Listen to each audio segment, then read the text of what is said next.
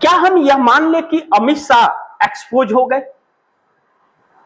क्योंकि जंतर मंतर पर बैरिकेटिंग जो है फिर से शुरू हो गई है और पुलिस बल तैनात कर दिया गया है और बहुत भारी मात्रा में पुलिस बल तैनात किया गया। पुलिस बल, पैरामिलिट्री फोर्स, सीआरपीएफ सब तैनात कर दिए गए भारी मात्रा में और बैरिकेटिंग को पूरी तरह से वेल्डिंग कर करके पूरा क्लोज किया जा रहा है। मतलब सोचिए आप दर्शक, शोरूम से गाड़ी निकलने के पहले लाइफ टाइम टैक्स ले लेते हैं सड़क का, या सरकार वाले, सरकार में बैठे हुए ये चंद लोग, और रास्ते को ब्लॉक कर रहे हैं। सोचिए कितनी डरपोक सरकार है कि मुद्दे पर बात नहीं कर रही है, रास्ता रोक रही है, मुद्दों को सॉल्व करने की कोशिश नहीं कर रही है, प्रशासन का धौंस जमा रही है। तो सोचिए कि इस सरकार के अंदर कितना डर है।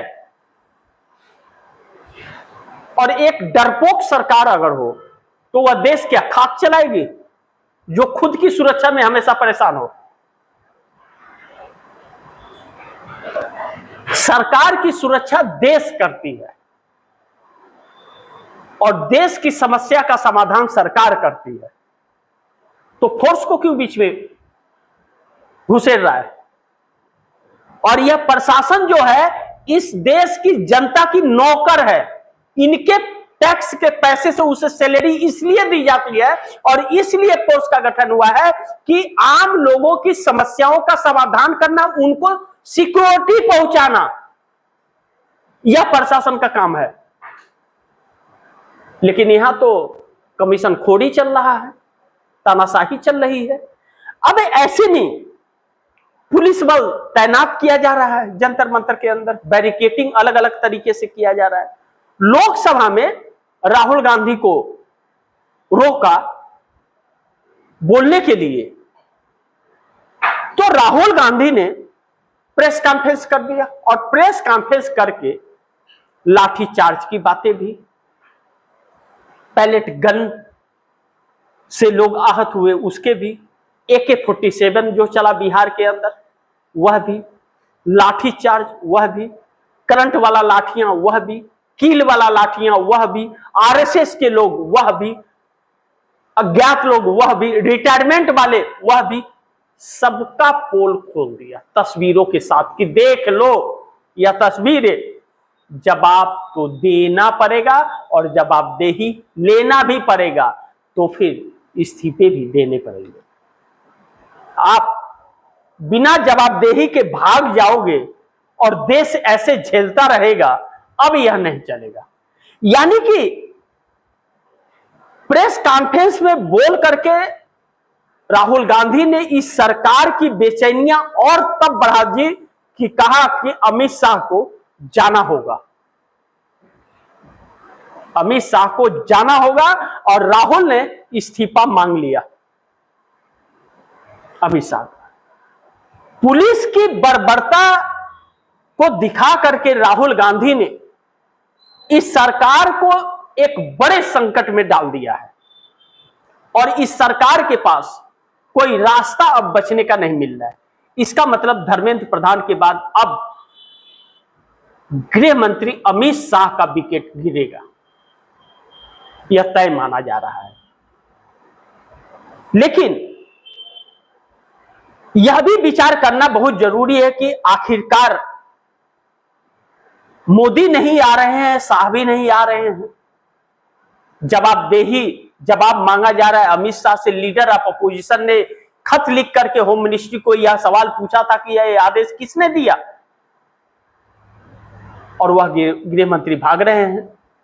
शिक्षा मंत्री, शिक्षा पर कानून बन रहा है, शिक्षा मंत्री का पता ही नहीं है, राज्य मंत्री उस पर चर्चा कर रहे हैं, जवाब दे रहे हैं। मतलब गृह मंत्री का काम संसदीय कार्य मंत्री देख रहा है और शिक्षा मंत्री का काम राज्य मंत्री देख रहा है। यह चल क्या रहा है सरकार में? कोई जवाबदेही किसी की है नहीं, कोई भी जवाबदेही किसी की भी नहीं है, और सब इसकी टोपी उसके सर और उसकी टोपी इसके सर। तो जनता ने, छात्रों ने फैसला कर लिया, इस देश की जेनजी ने, कि हम पूरी टोपी ही निकाल देंगे, यानी कि सत्ता ही बदल देंगे।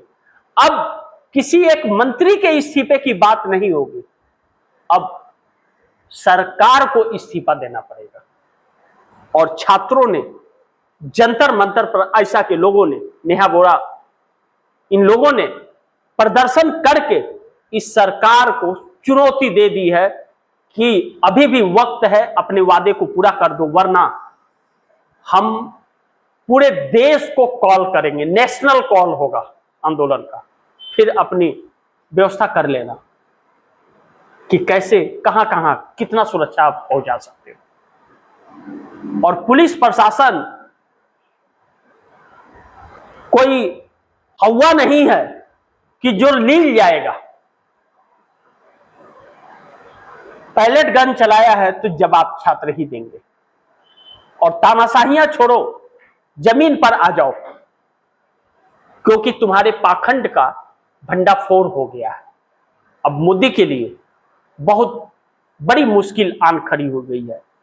विपक्ष ने मोर्चा संभाल लिया है और राहुल गांधी रात को सपने में मोदी और शाह के आने लगे हैं, जो इन्हें बेचैन कर रहे हैं। देखना बड़ी महत्वपूर्ण होगा कि आगे क्या होता है। जो भी होगा, खबरें तो आप दर्शकों के साथ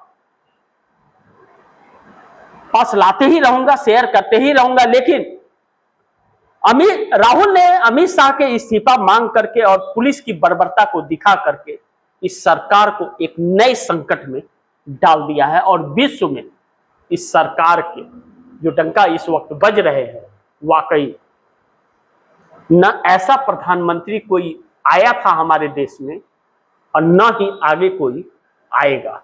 यह जनता समझ गई कि इस देश के बुजुर्गों ने 70 साल तक क्यों भाजपा को सत्ता से दूर रखा था।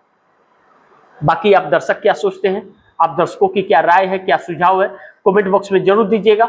इस खबर को ज्यादा से ज्यादा शेयर कीजिएगा, अपने दोस्तों को भी कहिएगा आगे शेयर करें। और आपने टीएफडी इंडिया न्यूज़ 24 को सब्सक्राइब नहीं किया, सब्सक्राइब कर लीजिए, अपने दोस्तों को भी कहिएगा सब्सक्राइब करें। मिलते हैं अगली खबर के साथ, तब तक के लिए नमस्कार।